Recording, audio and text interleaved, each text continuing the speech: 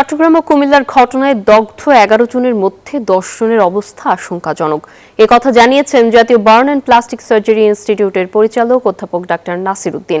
চট্টগ্রামের আজ আরও 2 জনের মৃত্যু হয়েছে। সকালে হাসপাতালে চিকিৎসাধীনদের দেখতে গিয়ে দুর্যোগ ব্যবস্থাপনা ও ত্রাণ মন্ত্রী আসাদুল হাবিব দুলু বলেন, গ্যাস লিকেজের মতো দুর্ঘটনা কমানোর উদ্যোগ নেওয়া হবে। আর স্বাস্থ্যমন্ত্রী জানিয়েছেন, দগ্ধদের সর্বোচ্চ চিকিৎসা দেওয়া হচ্ছে। এই ভয়াবহ দৃশ্য চট্টগ্রামের হালি শহরের অগ্নিকাণ্ডের। সোমবার ভোরে রান্নাঘরে জমে থাকা গ্যাস থেকে ঘটে বিস্ফোরণ, যাতে 9 জন দগ্ধ হন। জাতীয় বার্ন অ্যান্ড প্লাস্টিক সার্জারি ইনস্টিটিউটে চিকিৎসাধীন সেই দগ্ধদের শারীরিক অবস্থার খোঁজ খবর নেন স্বাস্থ্যমন্ত্রী সরদার সাখাওয়াত হোসেন ও দুর্যোগ ব্যবস্থাপনা মন্ত্রী আসাদুল হাবিব দুলু।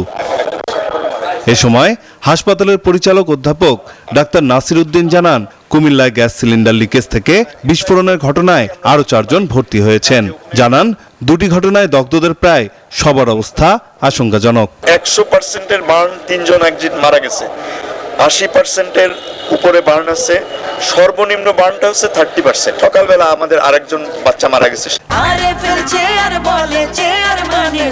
আরএফএল চেয়ার, ক্ষমতার নয় সমতার চেয়ার। গ্যাস লিকেজ থেকে বিস্ফোরণে দগ্ধ হয়ে প্রতিদিন অন্তত 3 থেকে 4 জন ভর্তি হচ্ছেন বলে জানান স্বাস্থ্যমন্ত্রী। আগুনে পুরো মানুষ অনেক কষ্ট হচ্ছে, তো অনেক কষ্ট, যতটুকু সম্ভাব্য ফেসিলিটি চিকিৎসা দেওয়া হচ্ছে, আপনারা দোয়া করবেন, আমরা টেক কেয়ার করতেছি। আর দুর্যোগ মন্ত্রী বলছেন, এসব ঘটনা কমাতে উদ্যোগী হচ্ছে সরকার। একটা নিয়মের মধ্যে নিয়ে আসা যায়, সেগুলো নিয়ে আমরা অল্প সময়ের ভিতরে 3 মন্ত্রণালয় বসে কাজ করব, যাতে করে ভবিষ্যতে এই ধরনের দুর্ঘটনা থেকে কম ক্ষতি হয়, সেই ব্যবস্থাটা করার চেষ্টা করা হবে। চিকিৎসকরা বলছেন, নানা দুর্ঘটনায় দগ্ধদের চিকিৎসায় সর্বোচ্চ গুরুত্ব দেওয়া হচ্ছে। নাইম আলচিকো, নিউজ 24, ঢাকা।